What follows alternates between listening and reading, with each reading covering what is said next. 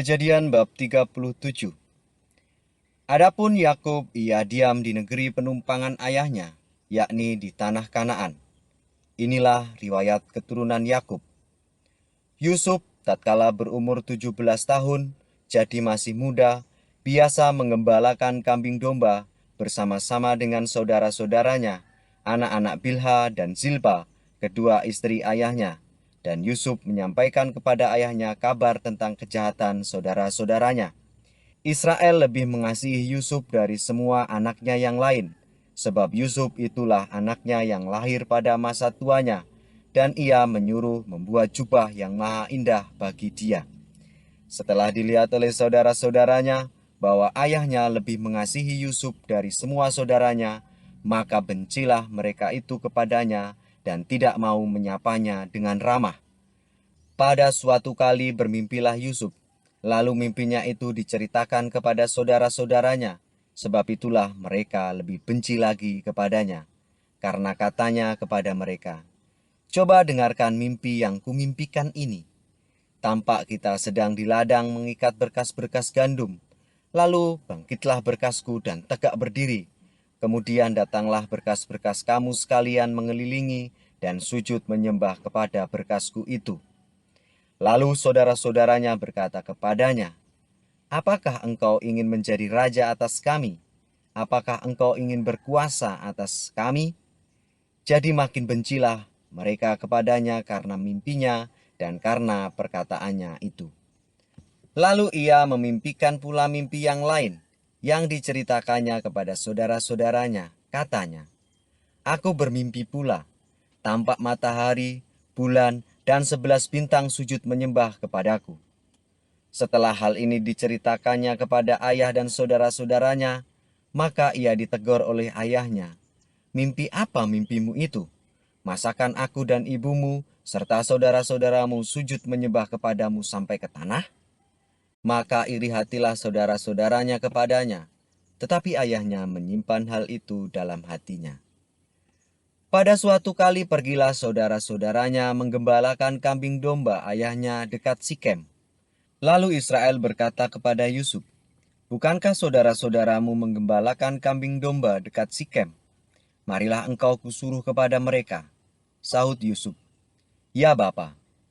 Kata Israel kepadanya, "Pergilah engkau melihat apakah baik keadaan saudara-saudaramu dan keadaan kambing domba, dan bawalah kabar tentang itu kepadaku."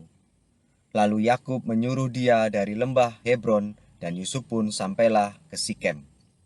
Ketika Yusuf berjalan ke sana kemari di padang, bertemulah ia dengan seorang laki-laki yang bertanya kepadanya, "Apakah yang kau cari?" Sahutnya, "Aku mencari saudara-saudaraku.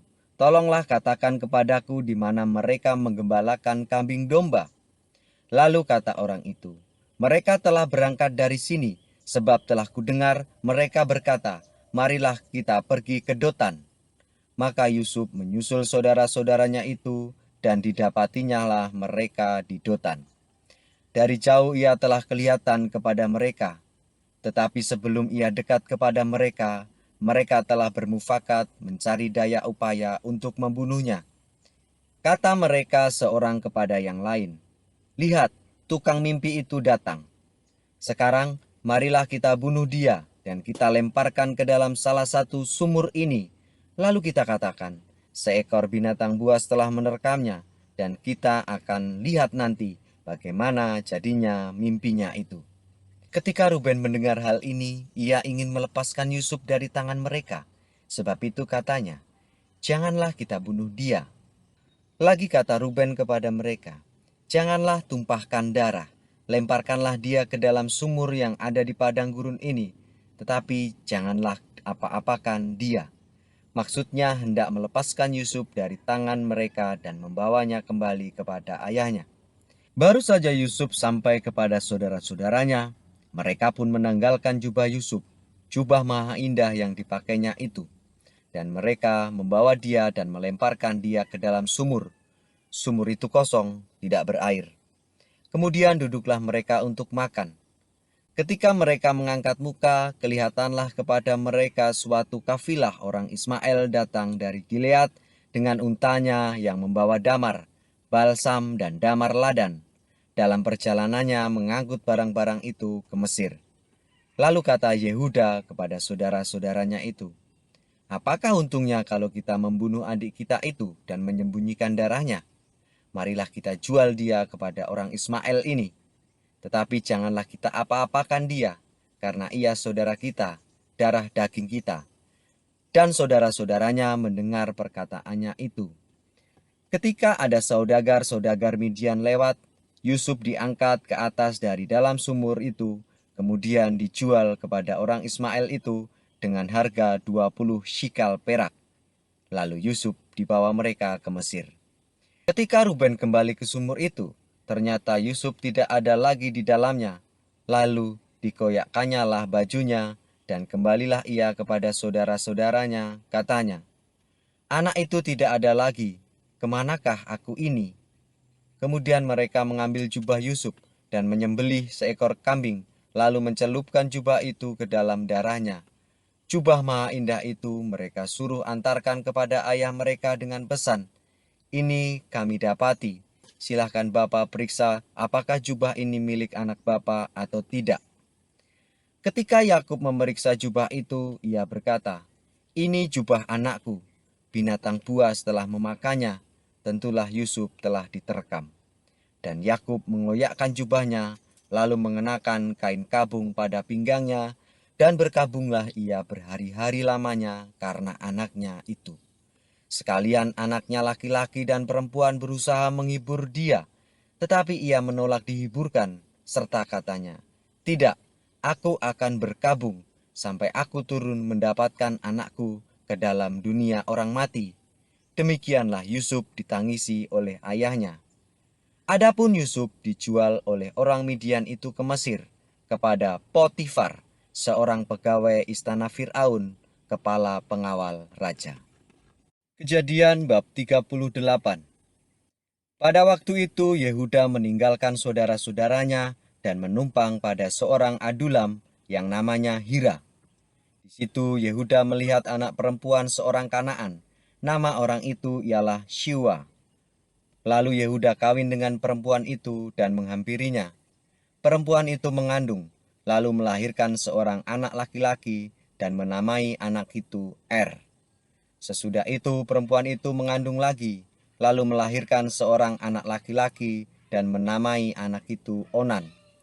Kemudian perempuan itu melahirkan seorang anak laki-laki sekali lagi dan menamai anak itu Sheila. Yehuda sedang berada di Kezib ketika anak itu dilahirkan. Sesudah itu Yehuda mengambil bagi Er, anak sulungnya, seorang istri yang bernama Tamar. Tetapi Er, anak sulung Yehuda itu, adalah jahat di mata Tuhan, maka Tuhan membunuh dia.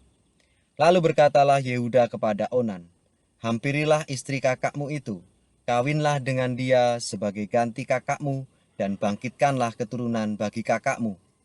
Tetapi Onan tahu bahwa bukan ia yang empunya keturunannya nanti. Sebab itu setiap kali ia menghampiri istri kakaknya itu, ia membiarkan air maninya terbuang, supaya ia jangan memberi keturunan kepada kakaknya. Tetapi yang dilakukannya itu adalah jahat di mata Tuhan, maka Tuhan membunuh dia juga. Lalu berkatalah Yehuda kepada Tamar, menantunya itu, "Tinggallah sebagai janda di rumah ayahmu, sampai anakku Sheila itu besar." Sebab pikirnya, jangan-jangan ia mati seperti kedua kakaknya itu. Maka pergilah Tamar dan tinggal di rumah ayahnya. Setelah beberapa lama matilah anak Shua, istri Yehuda. Habis berkabung pergilah Yehuda ke Timna, kepada orang-orang yang menggunting bulu domba-dombanya, bersama dengan Hira, sahabatnya, orang Adulam itu. Ketika dikabarkan kepada Tamar, "Bapa mertuamu sedang di jalan ke Timna untuk menggunting bulu domba-dombanya," maka ditanggalkannya lah pakaian kejandaannya. Ia bertelekung dan berselubung, lalu pergi duduk di pintu masuk ke Enaim yang di jalan ke Timna, karena dilihatnya bahwa Sheila telah menjadi besar, dan ia tidak diberikan juga kepada Sheila itu untuk menjadi istrinya. Ketika Yehuda melihat dia, disangkanyalah dia seorang perempuan sundal, karena ia menutupi mukanya. Lalu berpalinglah Yehuda mendapatkan perempuan yang di pinggir jalan itu serta berkata, "Marilah, aku mau menghampiri engkau." Sebab ia tidak tahu bahwa perempuan itu menantunya. Tanya perempuan itu, "Apakah yang akan kau berikan kepadaku jika engkau menghampiri aku?" Jawabnya, "Aku akan mengirimkan kepadamu seekor anak kambing dari kambing dombaku." Kata perempuan itu, "Asal engkau memberikan tanggungannya, sampai engkau mengirimkannya kepadaku." Tanyanya, "Apakah tanggungan yang harus kuberikan kepadamu?" Jawab perempuan itu, "Cap materaimu, serta kalungmu dan tongkat yang ada di tanganmu itu." Lalu diberikannyalah semuanya itu kepadanya, maka ia menghampirinya. Perempuan itu mengandung daripadanya. Bangunlah perempuan itu lalu pergi, ditanggalkannya telekungnya, dan dikenakannya pula pakaian kejandaannya. Adapun Yehuda, ia mengirimkan anak kambing itu dengan perantaraan sahabatnya, orang Adulam itu, untuk mengambil kembali tanggungannya dari tangan perempuan itu. Tetapi perempuan itu tidak dijumpainya lagi. Ia bertanya-tanya di tempat tinggal perempuan itu, "Di manakah perempuan jalang yang duduk tadinya di pinggir jalan di Enaim itu?" Jawab mereka, "Tidak ada di sini perempuan jalang."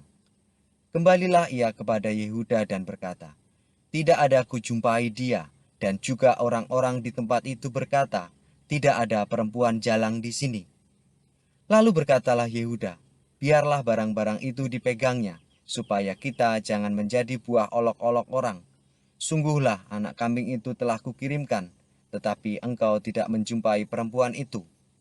Sesudah itu kira-kira 3 bulan, dikabarkannyalah kepada Yehuda, "Tamar, menantumu, bersundal, bahkan telah mengandung dari pesundalannya itu."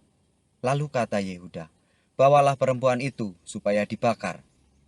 Waktu dibawa, perempuan itu menyuruh orang kepada mertuanya mengatakan, "Dari laki-laki yang empunya barang-barang inilah aku mengandung." Juga dikatakannya, "Periksalah siapa yang empunya cap materai serta kalung dan tongkat ini." Yehuda memeriksa barang-barang itu, lalu berkata, "Bukan aku, tetapi perempuan itulah yang benar, karena memang aku tidak memberikan dia kepada Sheila anakku." Dan ia tidak bersetubuh lagi dengan perempuan itu. Pada waktu perempuan itu hendak bersalin, nyatalah ada anak kembar dalam kandungannya.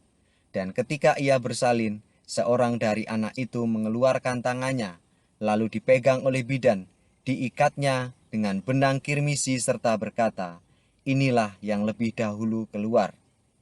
Ketika anak itu menarik tangannya kembali, keluarlah saudaranya laki-laki, dan bidan itu berkata, "Alangkah kuatnya engkau menembus keluar." Maka anak itu dinamai Peres. Sesudah itu, keluarlah saudaranya laki-laki yang tangannya telah berikat benang kirmisi itu. Lalu kepadanya diberi nama Zerah.